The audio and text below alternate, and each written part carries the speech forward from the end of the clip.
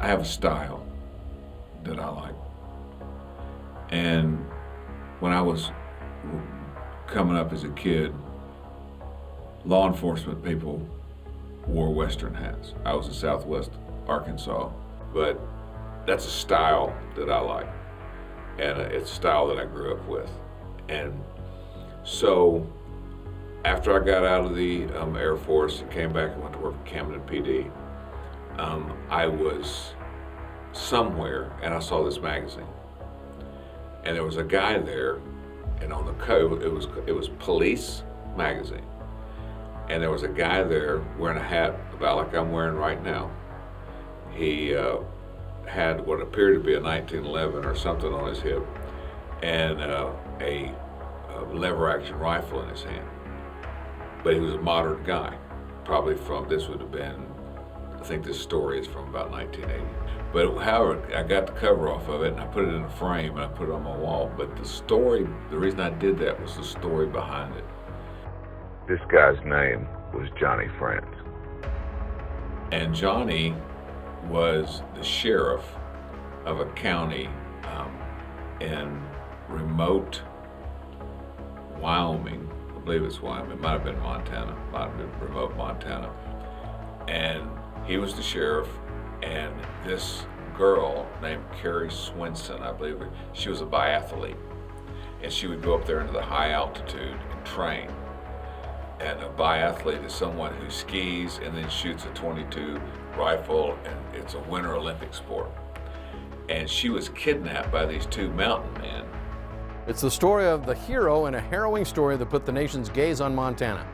Mid-December 1984, Madison County Sheriff Johnny France discovers the hideout of the father-son fugitives known as the Montana Mountain Men.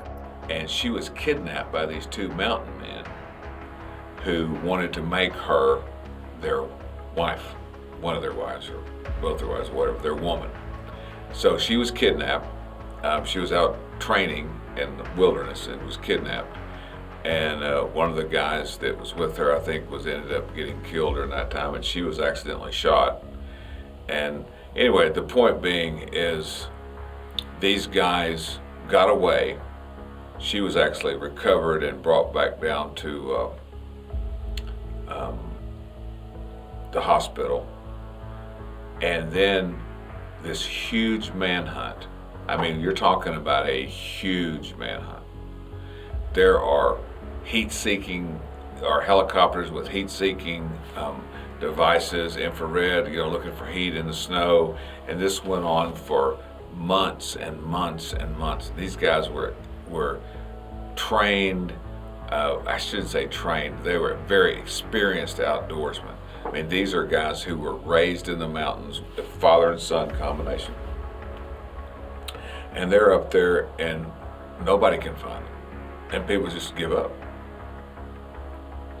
There's a lot of rumors that, they were in Canada and Alaska and had gotten away and a bunch of stuff. So this guy, Johnny French, he did not quit the search. He didn't have any heat-seeking he didn't have any heat-seeing devices. He had a snowmobile. He had ranchers that he was dependent on for information. But he kept after the hunt.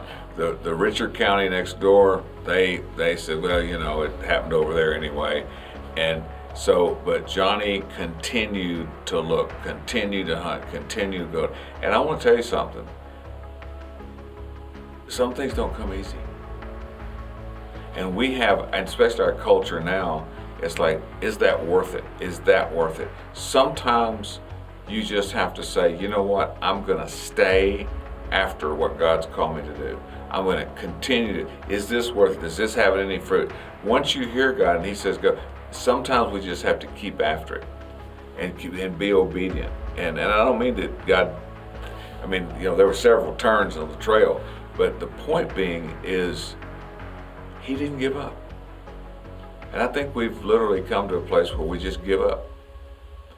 And what happened was almost a year later, by himself, he ended up taking these guys into custody. They were found. A rancher had seen a fire burning where there shouldn't have been a fire, and he goes up and ends up taking them by himself off a snowmobile, and they send in a helicopter, and they take these guys out, and they're finally found after all this time.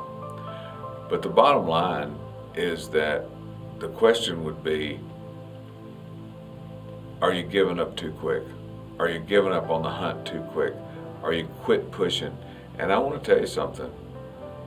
God has things out there, and it's all not just easy.